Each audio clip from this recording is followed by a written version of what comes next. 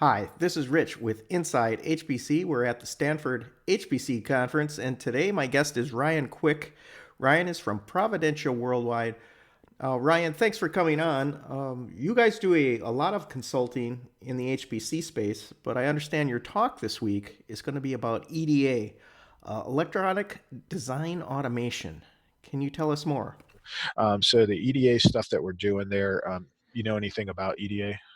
Just a little bit, designing circuits, logic paths, Yeah, and such, right? So, right. And it's a weird.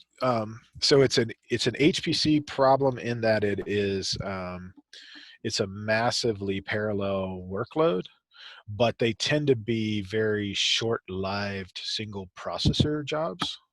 So each job's tiny.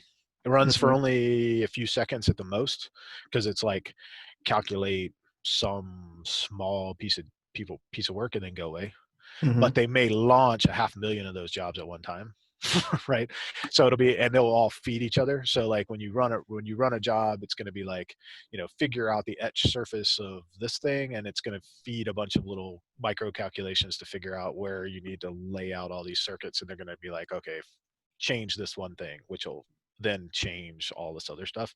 So it's sort of this feed this whole thing. And then when you've got, you know, 35 to 100 different engineers all working on different parts of the circuit at the same time, then it's Mhm. just pounding a scheduler with all these things at one time, which then feed. So you end up, from a high level looking at the job scheduler, there's zillions of jobs running at one time. So it looks like an HPC workload in that it's massively parallel, lots of jobs coming.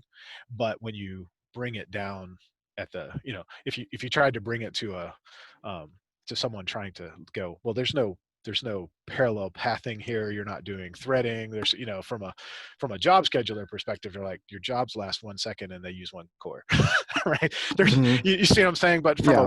from a workload scheduling perspective, it's actually quite an interesting problem because the job scheduler itself becomes the weirdest, most overloaded piece of the puzzle.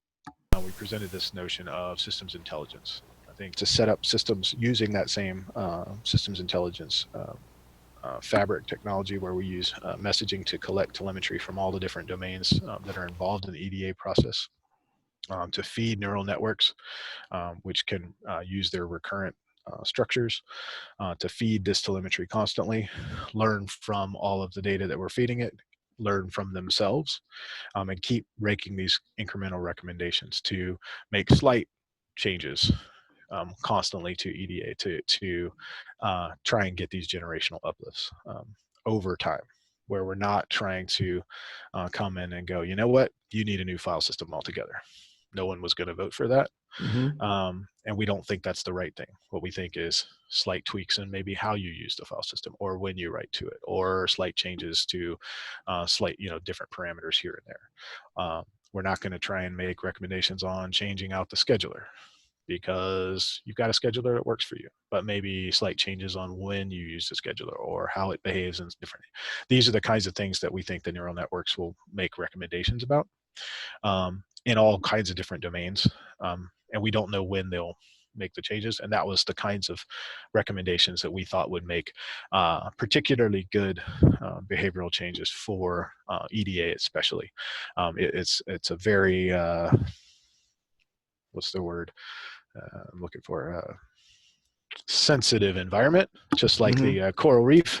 And so coming in there and, you know, digging up a piece of coral and hoping it all settles out was not the right thing to do. And so we said, well, what's the right thing to do? We said, well, let's put something that can learn off to the side that will make recommendations that are small.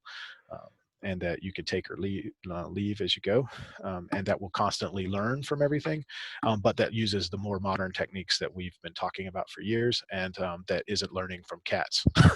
Right, right. Okay. Ryan, I'm really looking forward to your talk, and thanks for your time today. We'll see you real soon.